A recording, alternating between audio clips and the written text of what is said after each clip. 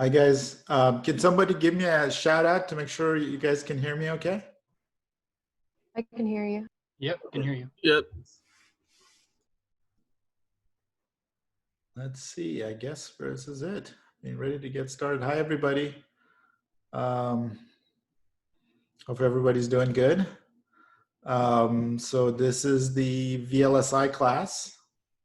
And I have the syllabus, etc. on. Let me see if I can share my screen. Well, let's see. How do I share my screen?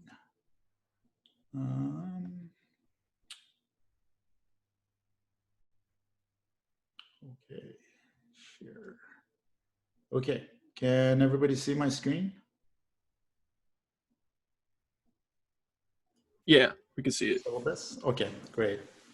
Okay, guys, so I got the syllabus and kind of a course outline on Blackboard. So hopefully you guys can see that. So again, this is the VLSI class.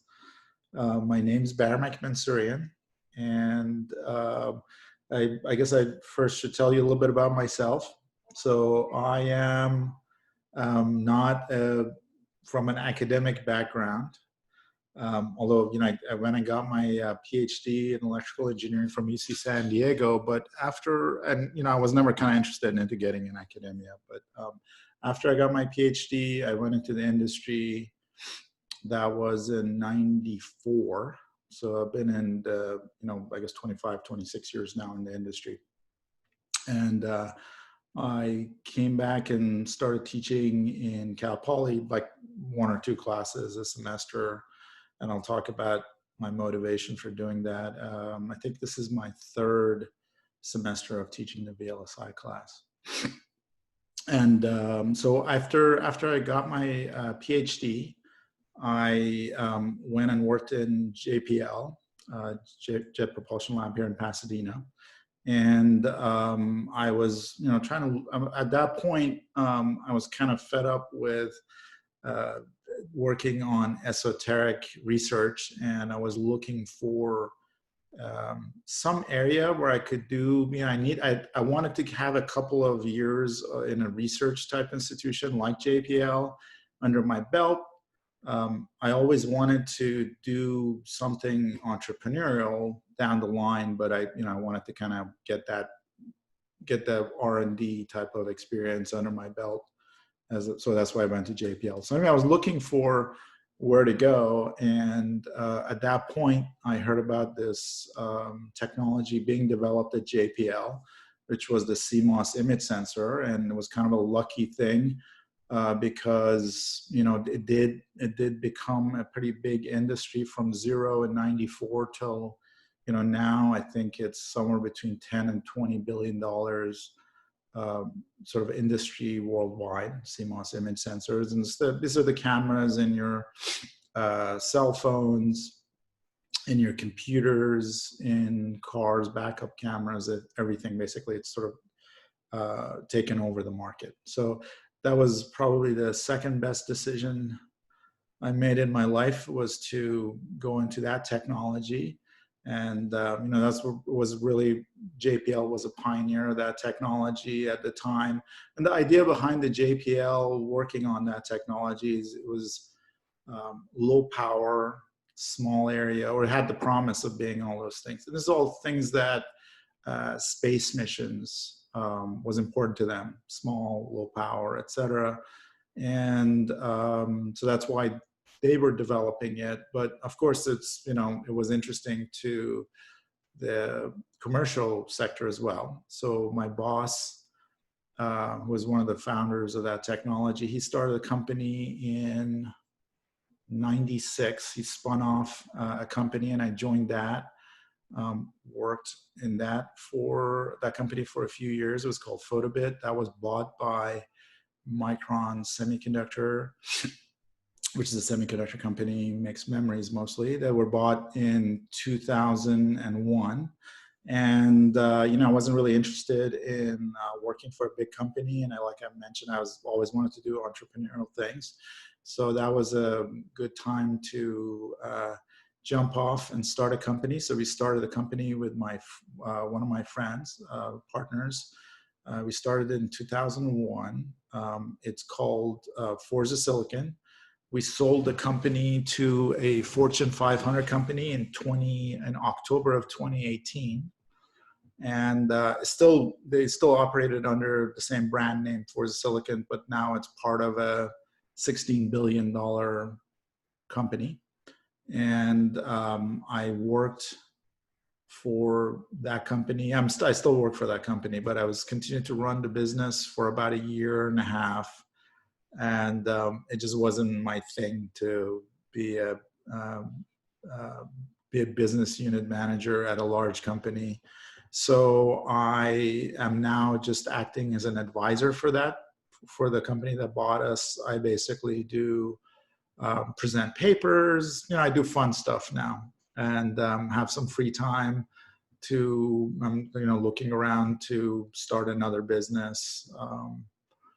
And then helping some startups and things like that. So, and my motivation for coming back to teach at Cal Poly was because a big part of our success came from Cal Poly students. So, when we started, there was a core of 3, 4, 5 people of us that gradually joined us that first year that were experienced engineers. And after that, we pretty much hired people straight out of school. And a lot of them came from Cal Poly. I was sort of a friend of Dr. Olson's here at Cal Poly. I don't know I'm sure you know her.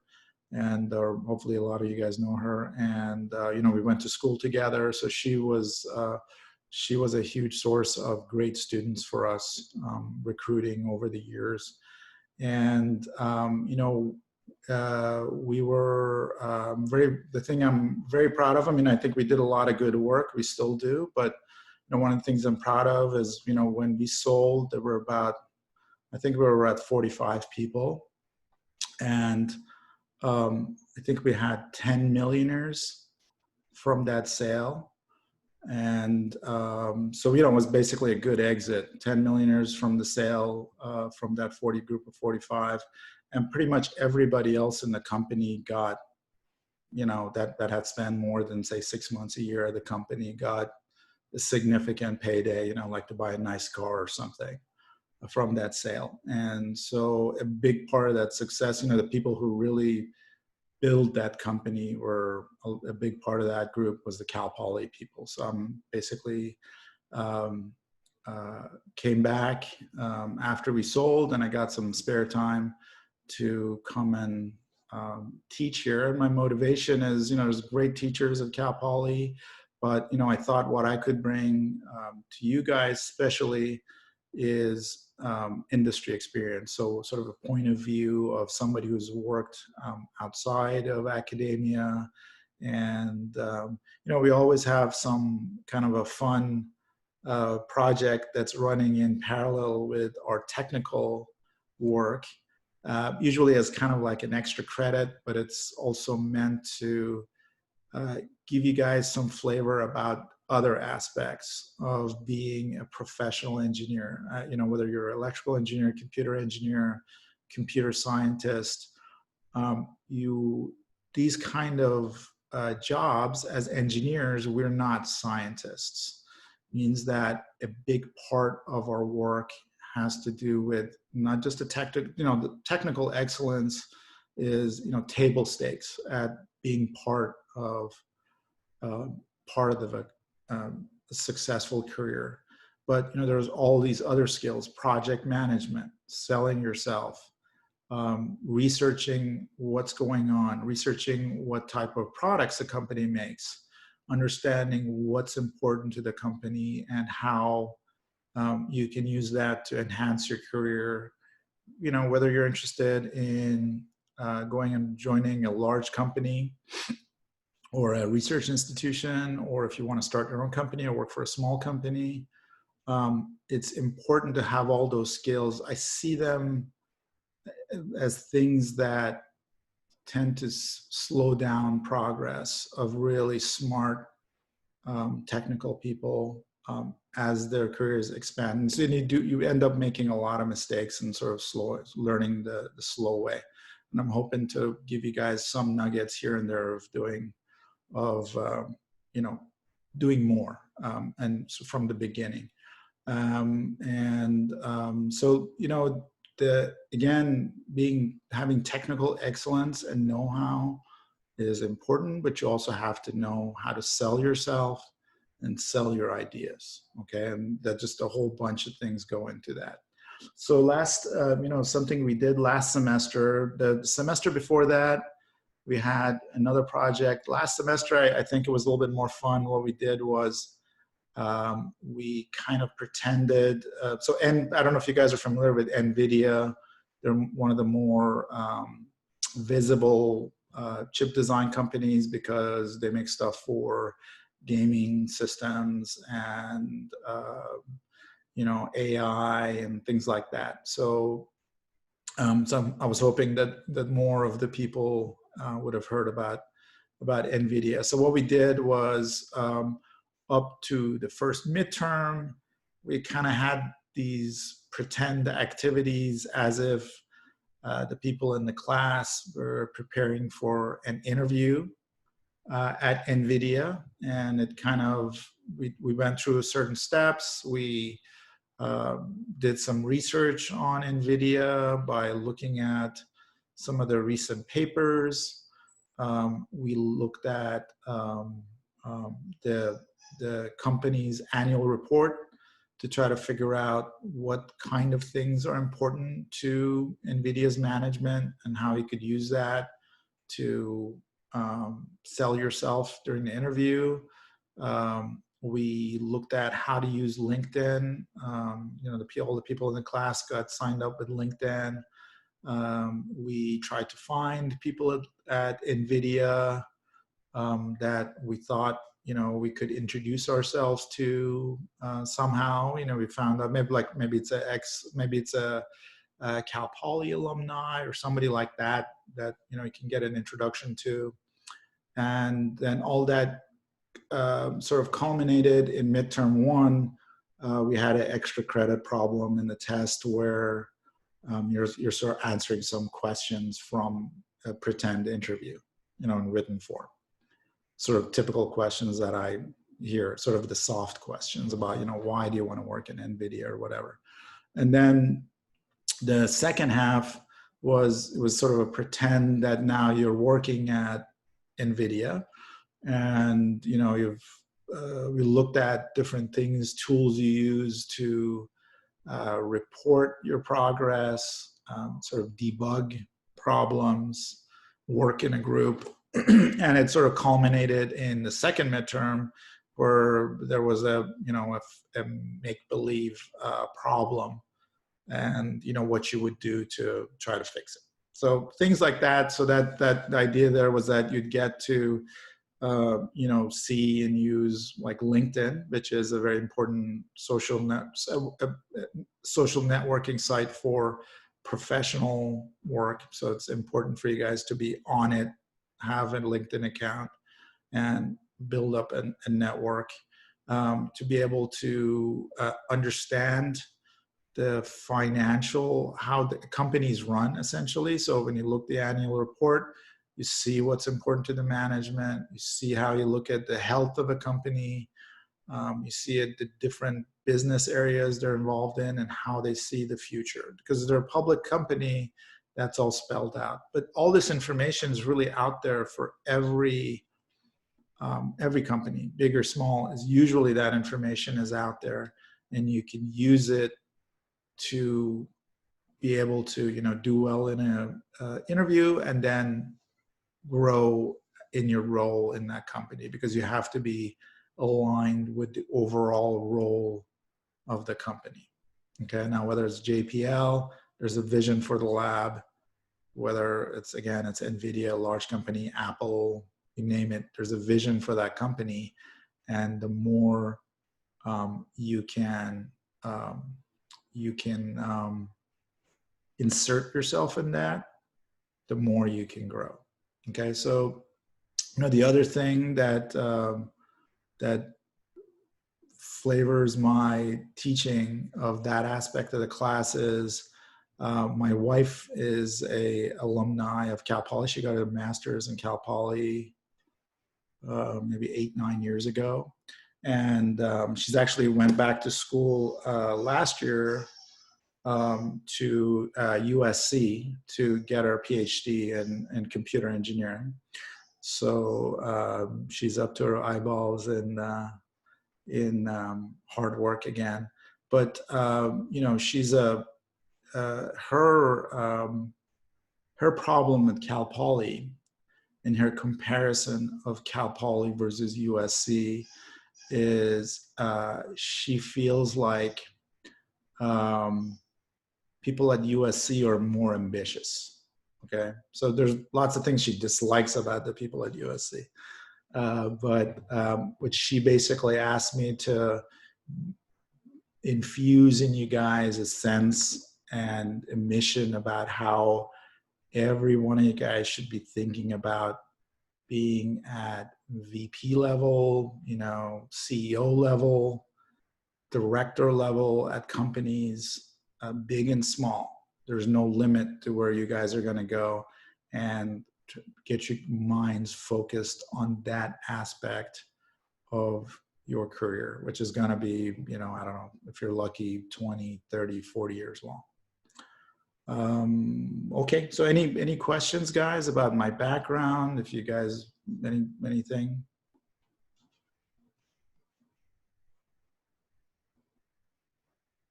There are always, there's always some entrepreneurially minded students. So I always have, feel free to, if you guys want to learn more about the business aspects than what I'm talking about. Again, I'll try to insert something 10, 15 minutes, maybe every class to give you guys some background about the non-technical stuff, but feel free to reach out and we can talk or email or whatever. So anyway, so in terms of office hours, right now, I have them from 4 to 5 p.m. and I'm going to be basically, setting up a Zoom for that Monday and Friday. But, at least I think one of you guys is taking a class from Hong Kong. I don't know if anybody else is in a different time zone or whatever. If you need, my schedule is pretty flexible, and I can set up other times so we can talk and work together. Okay, so the course information, a lot of it is from the catalog.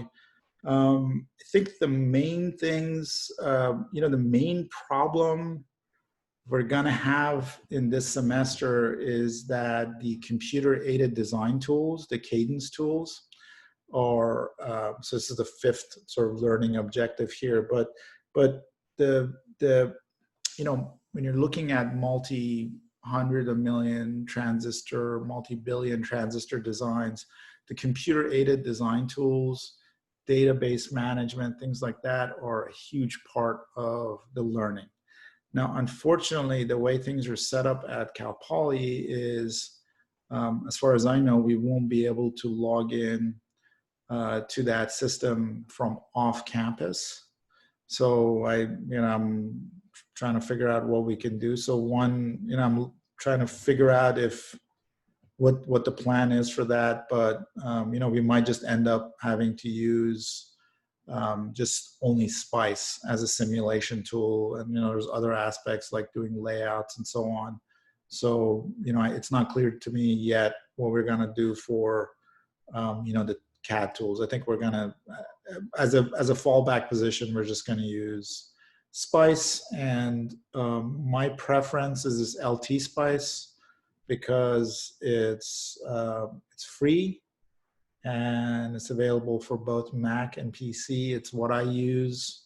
You're welcome to use, I think you guys have access to microsim, etc. You're welcome to use that, but I'll probably be able to help you guys less just because I haven't used that in a very long time. I have a recorded LT Spice tutorial and some tutorial stuff that I'll put up to sort of get you guys started. But maybe there'll be a way to end up using Cadence. But I hope they'll be able to do that. But anyway, so we're going to be. So I'll talk a little bit about some introductory stuff today to give you an overall picture where we're going to go.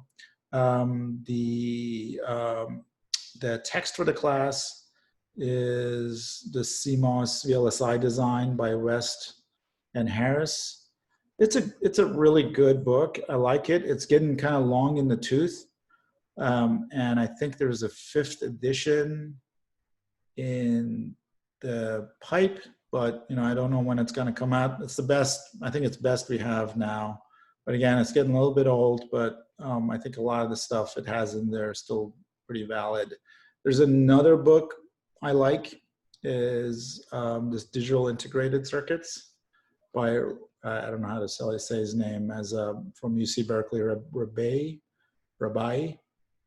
And I like it. It's, again, sort of an older book from the early 2000s, but a good one.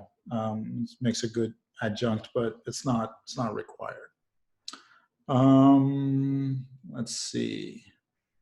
Technical stuff, you guys access to computers and all that stuff. So let's see, grading. Okay, so basically we're going to have we're not going to have a final. We're going to have 2 midterms. Each of them is going to have a 35% part of the grade. And then we're going to have a few design projects. Again, either they'll be in Cadence or just Spice, and they'll be 30% of your grades. So the midterms and the projects, everything is, open book, open internet, open everything, but, no cheating, no working with other people. On the projects, you can work with other people, but I'll probably make the project to some extent, it'll be individualized for each of you. So you'll have to kind of do your own thing, but you can sort of cooperate with other students.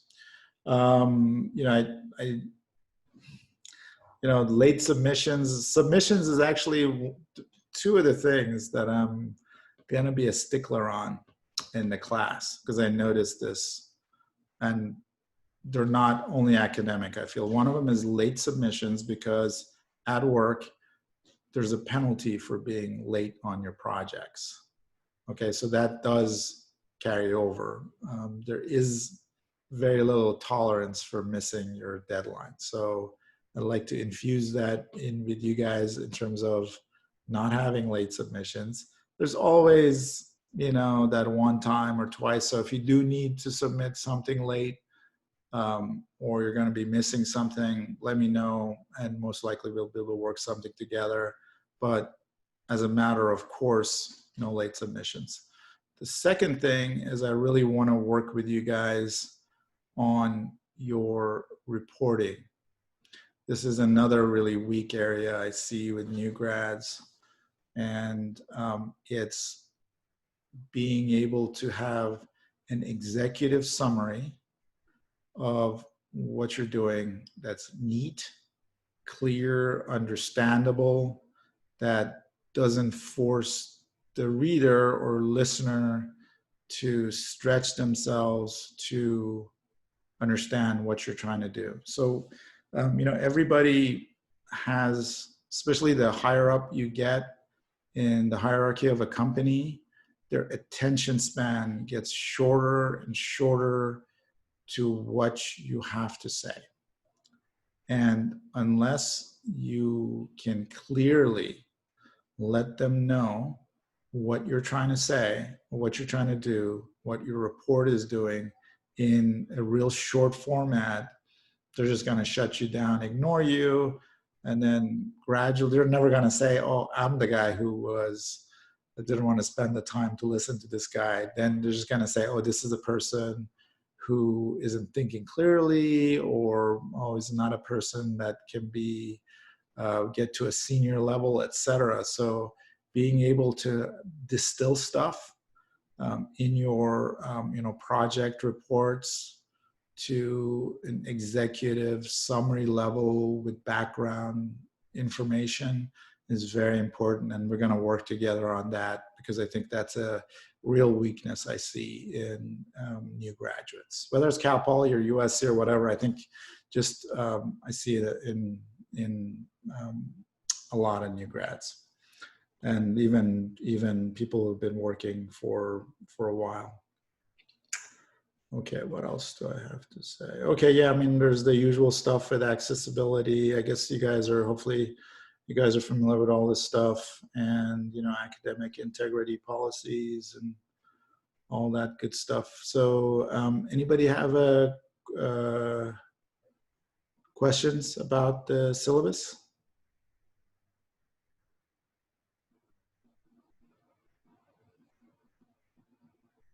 No? Okay, let's see. So in terms of the course schedule, this is, I may move this around a little bit, but sort of this is what we got. So again, the frustrating thing is I think a real VLSI, to get a real good intro to VLSI at an undergraduate level, I really think you need a full year worth of classes. So we have a semester to work with each other, and hopefully we'll hit a good subset of it. The other unfortunate thing from where we're at is access to the cadence tools, but hopefully we can, one way or another, we're going to get some level of simulation or CAD activities going. But anyhow, so this is sort of subset of the introduction, but it's what we have the time for. We're going to talk about how do you actually make a silicon chip. We're going to talk about, I think all you guys have taken microelectronics, et cetera. I hope you have. If you haven't, if you're not familiar with MOS transistors, I'm going to go through MOS transistors, but I think it's important to even to begin with to have a good idea of how a MOS transistor works. So, but again, we're going to go through it, but review that if you guys have forgotten about that. We're going to talk about the current and voltage characteristics of a MOS transistor, how you can use it as a switch. So basically these logic gates are switches, as you're using a very nonlinear device, pretending like it's something that it isn't. And so you end up with a lot of non-idealities and things like that you have to design around. And so those are where we'll be. Sort of MOS non-idealities is where we'll get the first midterm on, sort of everything before that. And right now I'm thinking about, I think I've in the syllabus, I said week 7. I think strictly speaking, I think November 8th is week 8. I'm not sure, it might be a day before or after, or a session before or after. But sort of around that time, we'll have our first midterm. Then we'll talk about the CMOS inverter, and that's the logic gates are, you'd see the same. Inverter is a good place to start to understand how a CMOS logic gates works, because, NAND gates, NOR gates, those kind of things all sort of operate in the same principle of analysis as the inverter. So we're going to spend a lot of time on the inverter. We'll talk about power consumption, because it's a big issue in design. And we'll talk about something called a logical effort, which is a way to do shorthand calculations of delay. So then we start talking about sequential circuits, which are things like flip-flops, latches, etc. And, we're talking about how to do setup and hold times, things like that. Then we'll talk about, when you look at when you package the chip, how do you distribute the power, how do you do clocking. We're going to talk a little bit about phase lock loop, delay lock loops. And then we're going to have the midterm. Second midterm is only going to cover stuff from the DC inverter up till the clocking and PLL. So the second midterm is, once you're done with the first midterm, I'm not gonna test you guys on that material again, because we don't have a final. Just have a second midterm, okay? And then we'll talk about a few things after that. I think we have a little bit of time, so we'll see. This process variations might end up being a little bit below, or the midterm might end up being a little bit later. We'll see what happens as the class progresses. Do you guys? And I'm gonna assign some homeworks. Maybe I will, maybe I won't. I don't know. We'll see. But if I put on homeworks, I guess I will. I'm not gonna grade them. I'm just gonna put up homeworks, and if I put them up, it's for a good reason. It means that it'll be important to your midterm. And you can basically use that as a guide on practicing what's going to be on your midterm. So, but I'm not going to grade your actual homeworks. I'm going to put them up along with the solutions as practice for you guys. Okay. Any questions? Yeah, Professor. So you said that we're going to be using CAD and possibly LT-Spice or P-Spice. Mm-hmm. Are we going to be drawing schematics and PCBs? And if so, is it possible that we could use Eagle, or does LT-Spice have PCB design software attached with it? Yeah. So is it Brandon? No. Who is it? Yes. Yeah. Hi, Brandon. So we won't be doing PCBs because, when you're doing a chip, it's all stuff internal to a chip. So it'll be transistors in a chip. So you won't actually be doing PCB layout. If we do get to do a layout, you'll actually be doing chip layout, like laying out the transistors, et cetera, on a piece of silicon. Okay. Thank you. Mechanical, yeah. Any other questions?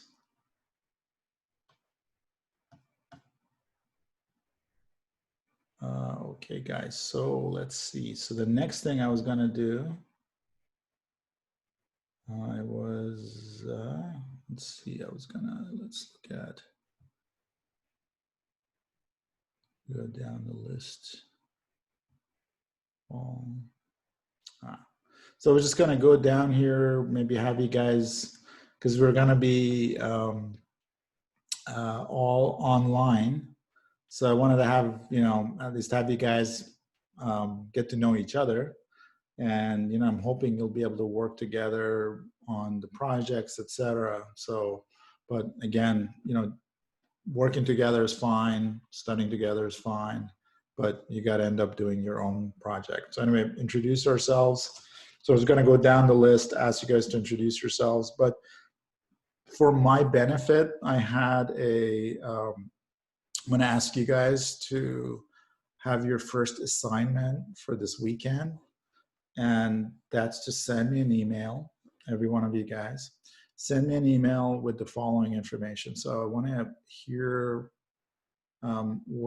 just as a student, what your 3 biggest strengths are, what your 3 biggest weaknesses are, just as a student. Now, again, it could be that your weakness as a student is that you're working 40 hours plus on a job, and you got a full class load, or whatever. Maybe your weakness is you didn't take microelectronics or something like that. I don't know. Maybe you're helping a sick parent, but all those things matter. But as a student, what your weaknesses are.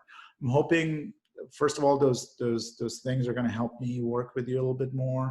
And also I'm hoping that you guys also spend some time thinking about your real weaknesses and strengths, and how you can either live with your weaknesses, work around them, or work on them. So those 3 strengths, 3 weaknesses. And then the second thing is, I would like you guys to tell me what grade you're expecting in the class. And if it's anything other than an A, I'd like to all you guys to also tell me why you'd like, or not like, but you're okay with a grade less than an A. It's not to browbeat you guys or try to cheerlead you guys into, that you have to have an A. I really honestly want to know. And again, if you're not expecting an A, I think I'd like you guys to think through why and what your limitations are. There may be legit limitations. It's a class with a lot of work. You might have a lot of other tough classes. You might have other things going on in your life. A lot of times, again, my experience with Cal Poly students would be that there's a significant number of you that are working outside of class, which is really great, by the way, having work experiences. But anyway, I'd like to understand that, and then I'd like to use that to kind of gauge your performance, maybe after the first midterm or as we go, to let you know if you are on the trajectory of where you are expecting to be on your grade. And if you're lower, we can try to work together to get you back on the right trajectory. So those are the three things. So 3 biggest strengths, 3 greatest weaknesses, what grade you're expecting, and if it's not an A, why. Professor?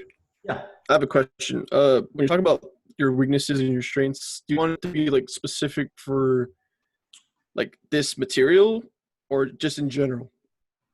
No, I guess this material or this class. Okay. That's sort of the bottom line, is we're trying to make this, I'm always kind of struggling to make this class a successful experience, a good experience for you guys. So I think let's keep it focused on this class. Okay, so like for like weaknesses and stuff, it would be like kind of material that you wouldn't understand basically, or you don't understand currently. That would be like a weakness, I guess. That could be a weakness. Yeah, or let's say you suck in math or something, or you have a hard time visualizing, sort of linking this stuff with something that's useful, and that you have a hard time seeing the practical aspects of something. You just see it as a bunch of math and it doesn't make any sense. Or again, like you could be anything that's gonna keep you from being a stellar student in this class. Does that make sense? Yeah, I got what you're saying. Yeah, and I part of it is for me, but part of it I also want you guys to seriously think about like where your weaknesses are, and so you can do. I'm a big fan of seeing of trying to break down your problems into something that we can do something actionable about, right? I really, it's sometimes some problems are bigger than others. Some problems, most of these problems aren't like, Middle East peace may be an intractable problem. I don't know. That may not be broken down into actionable things, but a lot of other things in terms of your academic work, work in a job, etc., issues you have, you can kind of break it down and try to get to some actionable things that you can do to either work around a problem, a weakness you have, or work on it. Okay, so it's it's not like you can't have any weaknesses. In fact, if I can digress a little bit, as I will during the class for you guys. By the way, I'm teaching a microelectronics class right before this, which is a sophomore level class, transistor, etc. So I'm not digressing or teaching at the same way I plan to teach this class. This is senior level class. So you guys are going to be going into industry right after this, probably. And so and I feel like you guys will be ready to sort of absorb some of this stuff. But anyhow, so, a lot of management thinkers think that you shouldn't work a lot on your weaknesses. They believe that you should make your strengths stronger. So let's say as a knowledge worker, as I don't know if you guys have heard of Peter Drucker, which is the father of modern management. He actually, I think he was at Claremont Colleges right here locally. He's passed away, but he's like the management god, Peter Drucker. And so he's got a really good book. I'm going to put that, some of these books and stuff that I'm going to talk about on Blackboard, just if you guys want to read it.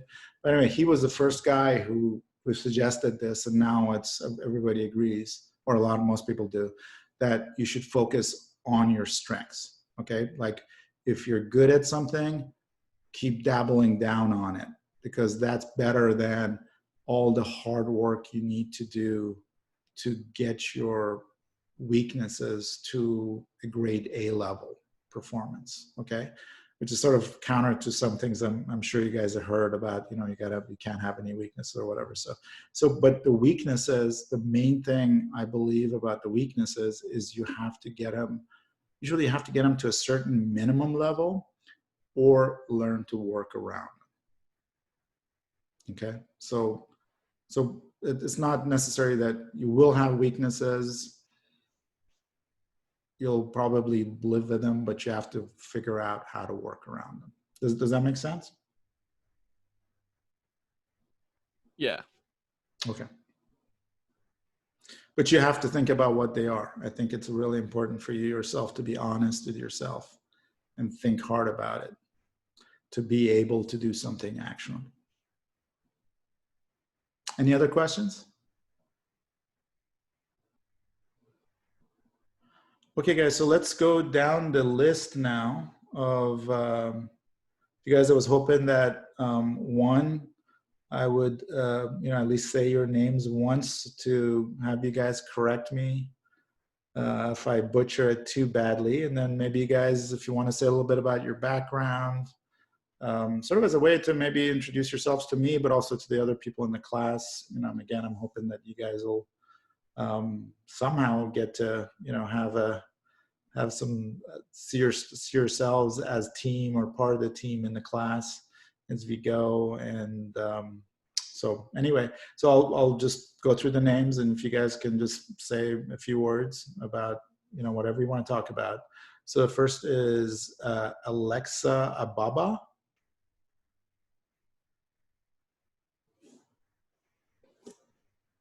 Alexa here? No? Okay. Saida Halima Ahmed.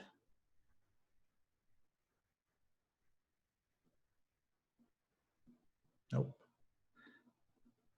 Andrew Ancondo. It's Anchondo.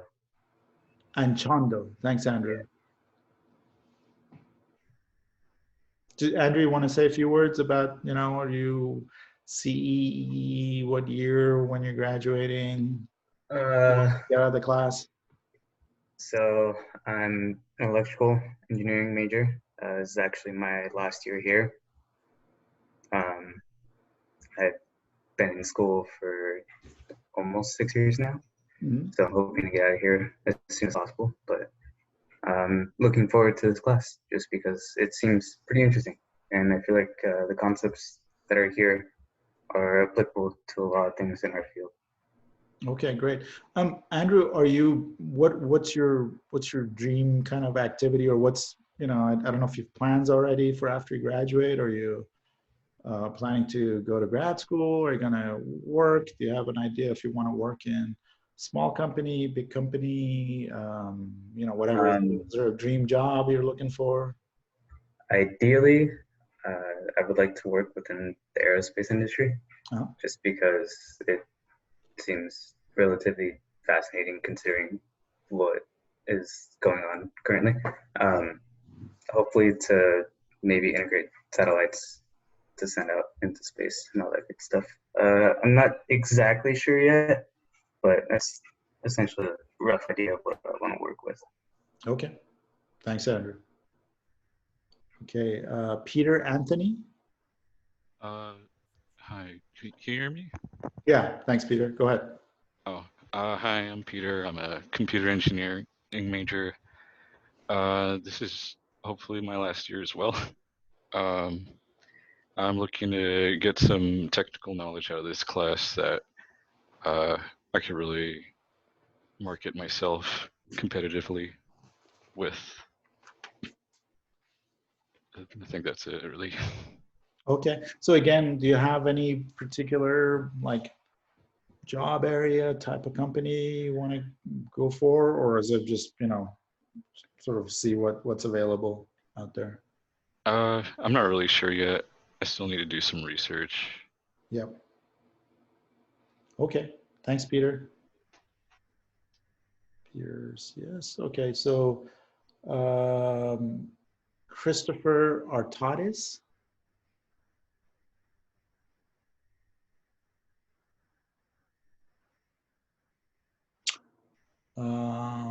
Peter, let's see what we got.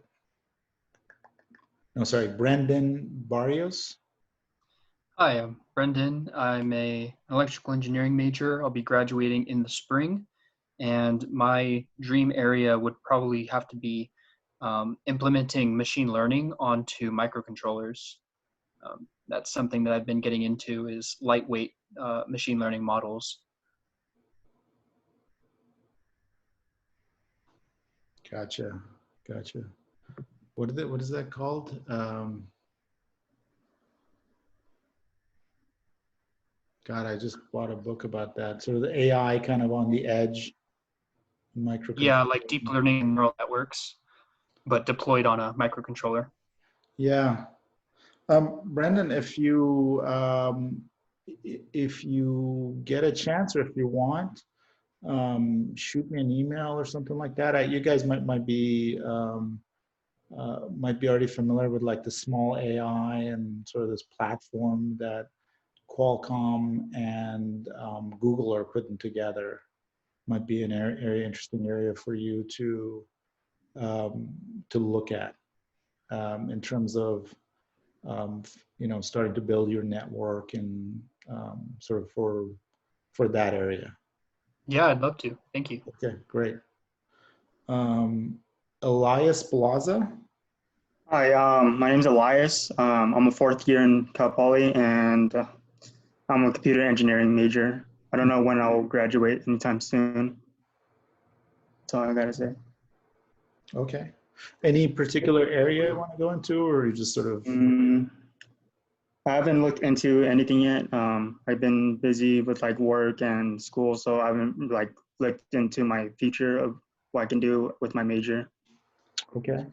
Elias, have you done internships, those kind of things? I haven't. I just recently started to quit my job, so I'm looking. I want to look into internships sometime soon this semester. Yeah, if for you, those of you guys who, your graduation date is a little bit further out, internships are really, really, really, really, really, really important. So, it's important, whether it's paid, unpaid, whatever, that can really set you up in a nice way for when you graduate.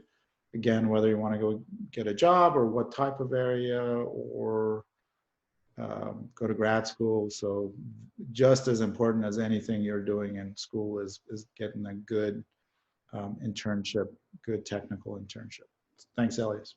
Bye. Thank you. Timothy Calvert. Hi, my name's Tim. I'm a fourth year senior. I should be graduating, like 99% chance I graduate this year.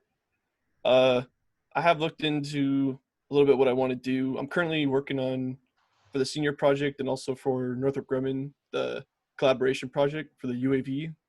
Mm-hmm. And I'm trying to lean towards more like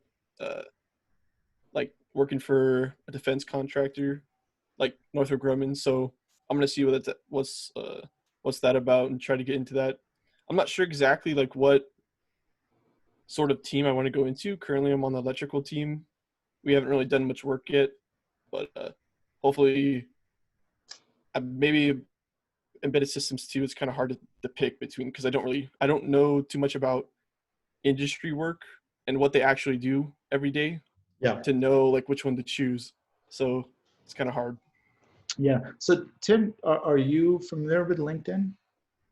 Yeah, I have a LinkedIn account and I have it set up and I've had it for a couple like 2 years, I think. Okay, good. So, one of the things you could do is to find, Cal Poly recent graduates. Like, I'm a couple of the guys, more than a few of the guys in my last sessions class was with on LinkedIn, and I've seen them being in Northrop or starting jobs there, and it might be a good way to reach out to them, get a feeling for how are they enjoying what they're doing, what their day-to-day lives are like, what it's like working for that company, what kind of stuff was important in being able to get that job.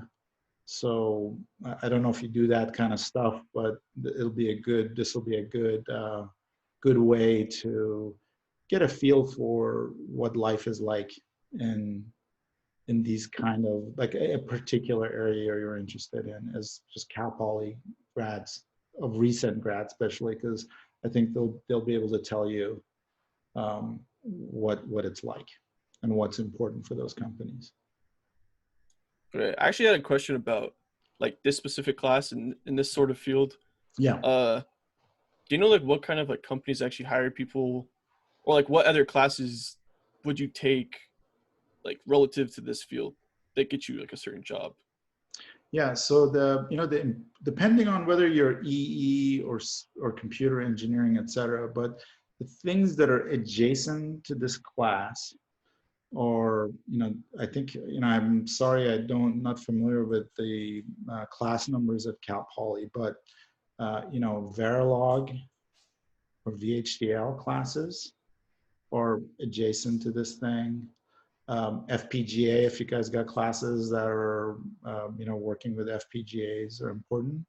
Yeah, I think they have an elective for digital logic with Verilog. I think they use FPGAs. Yeah, I haven't taken it, but yeah, that was something I was planning on taking because I'm trying to still figure out like specifically what I want to do, because I want to specialize in one thing, like you said before, focus on your strengths and make them stronger.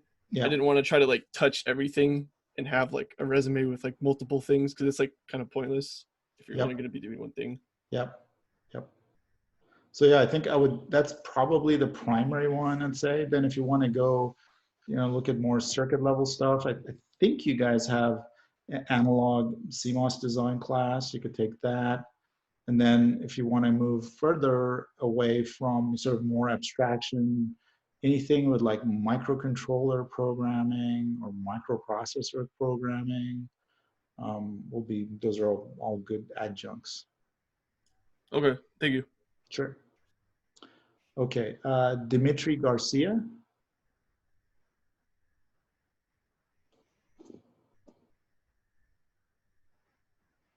No, okay. Kiang Gong.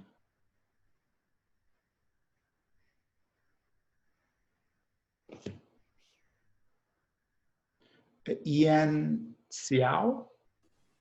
It's Xiao. Xiao? Yeah. Okay, thanks. My name's Ian. I'm an electrical engineer major, and I'll be graduating at the end of this semester. Okay. The reason I'm taking this class is because I've always been interested in VLSI, or like just chip design, and I'm really curious about the whole process of, such as like pre-silicon, post-silicon, like that process, and how to really design a chip.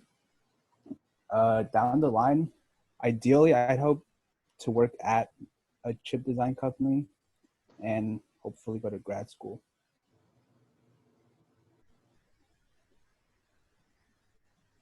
So are you already have a company in mind, or for when you graduate, or where's your?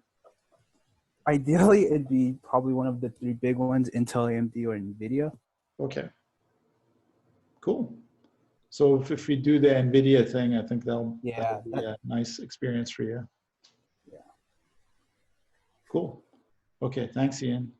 Thank you. Christian Jung. Hi, I'm Christian. I'm a fourth-year electrical engineer.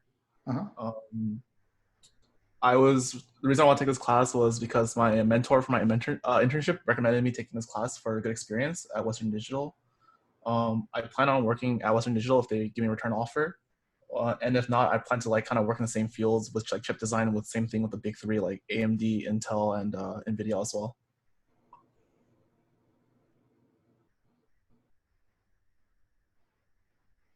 Okay, cool. I think, I got some, I already thinking about some juicy stuff here I'm going to put up for you guys. Okay, cool.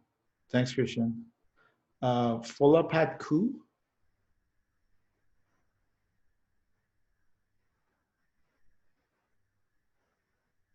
Oh, okay, Christopher Lin.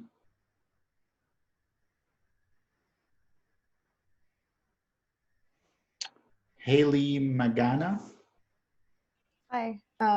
This is actually my last semester at CPP. I currently work full-time as a web and app developer, which is funny enough.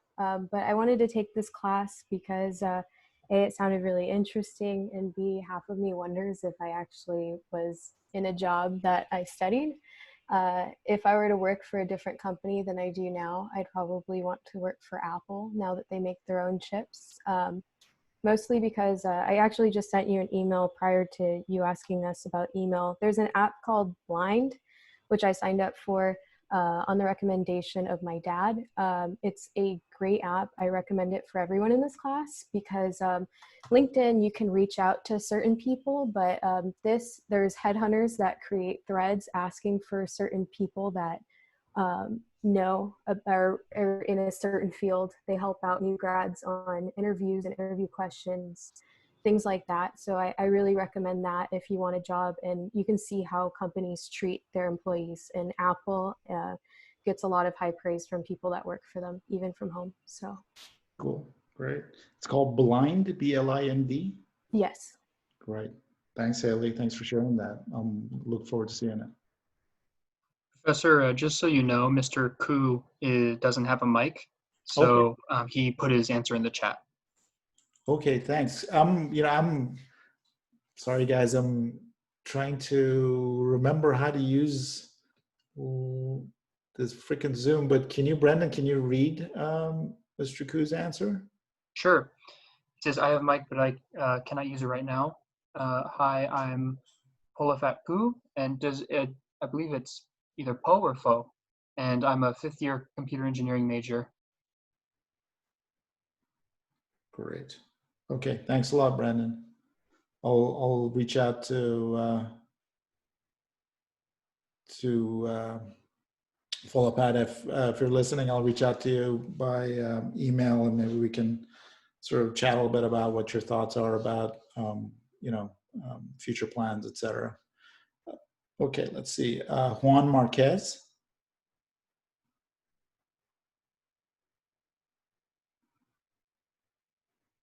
Okay. Angel Moreno. Hi. Can you guys hear me? Yeah. Okay. So my name, it's Angel Moreno. Okay. And I'm a 5th-year computer engineering major, and I'm interested in software development. Much like Haley, I've had internships in the past where it's more like app development and like stuff that, much like a computer science major. So the reason why I took this class is because I kind of want hardware experience. Mm-hmm. And I think it will strengthen my resume if I were to do that. And who knows, I might enjoy or like a job that I'm studying for as well. So yeah, great. Thanks, Angel. Alex Pazmino.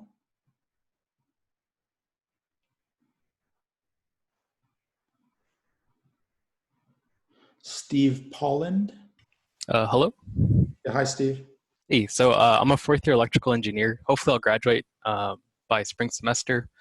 For future plans, I actually, similar to Christian, I also interned at Western Digital, and my mentor also recommended me to take this class. So hopefully, I get a return offer from them. So yeah. Great. Is Western Digital in OC, or where's it at? They have offices in Irvine, San Jose, and I think there's one in Colorado, some other Gotcha. places. Okay. Thanks, Steve. Nirupam Saha. Hi, my name is Nirupam Saha, and I'm also a fourth year electrical engineering major. I'm hoping to graduate soon in the spring semester.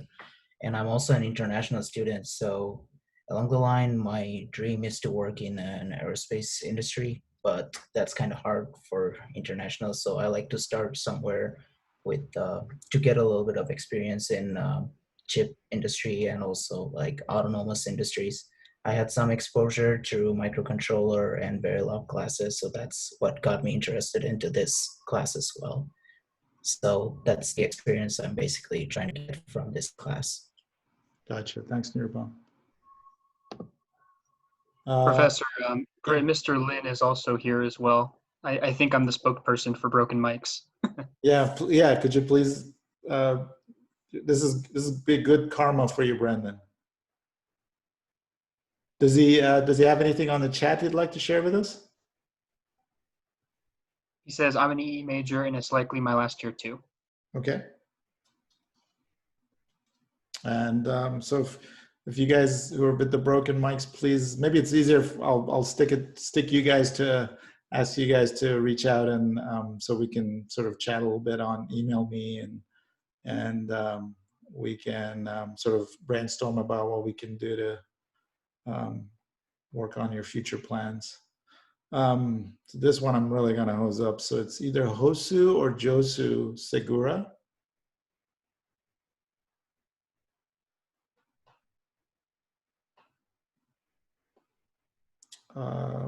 Jacob Swenke or Swenk.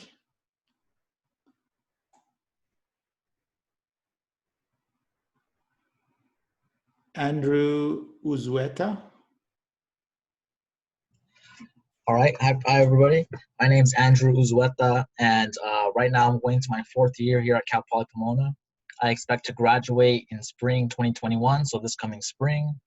I currently work at Chipotle, and I've been working there since I got right out of high school, so it's been 3 years now. And this past summer, I just interned with PepsiCo for like a industrial / manufacturing engineering type of role. But for this course, like I've really liked 2200 with Brito Olson and 3200 with Aspit, and I really want to just like further my learnings of these courses. I really like the hardware design and the chips, and I want to learn more about it. So I'm really excited to take this course. Great, thanks, Andrew. By the way, you mentioned you worked for 3 years in Chipotle. Right. So one of the things that I'd like you guys with some significant experience and something unrelated to what you're doing to also think about how you can figure out what aspects of that you could put in your resume. So I think one of my favorite students so far is my first semester. I had a ex-Marine who was, I guess he was probably in his like late 20s, early 30s, and he'd spent I think 11 years in the Marine Corps, and sort of he wasn't sure if he should what he should put about that, or whether he should put it, what to do with that experience. And for an electrical engineering job, he was doing the Marine Corps, and it was like, I think it was in artillery or something, like setting up mortar, and yet it was in a war and so on.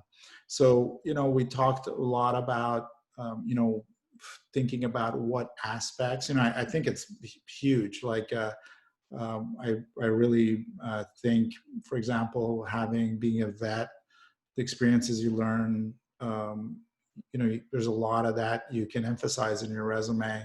And same with like, if you're working in a place like Chipotle, one of my favorite guys we hired, his only experience coming in was he'd worked at Orchard Supply.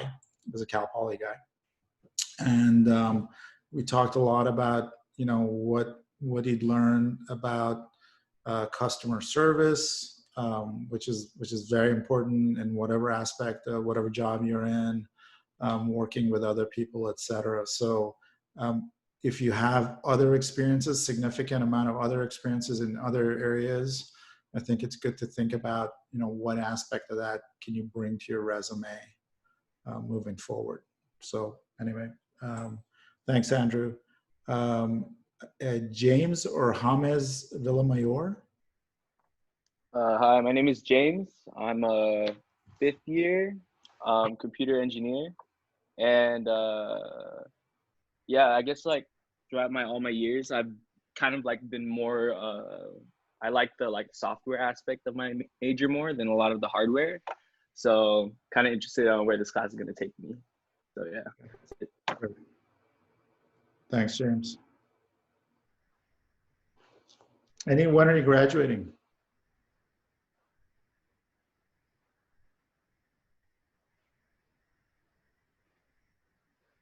James? Sorry, what was the question? Oh, sorry. I was asking you, when are you planning to graduate? I was kind of hoping this is going to be my last semester, but okay. We'll see where it takes me. Probably next semester, but for sure this is my last year. Okay, great. And what are your thoughts on after you graduate?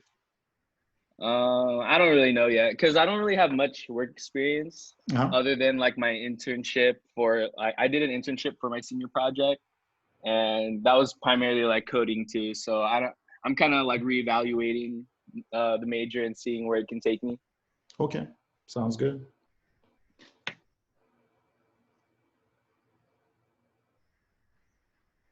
Okay, Stephen Yu.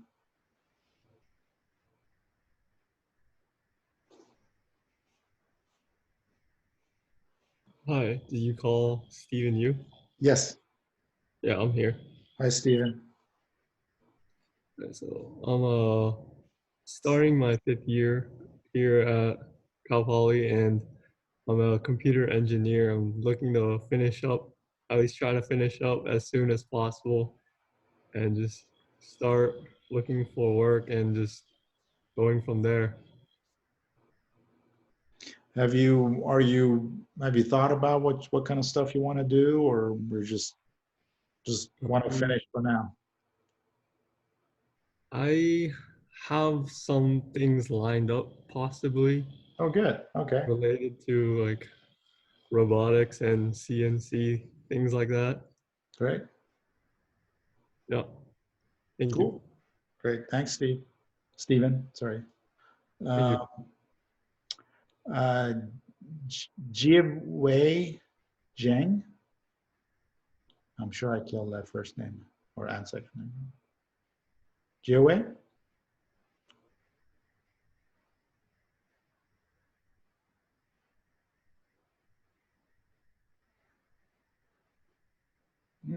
Cool.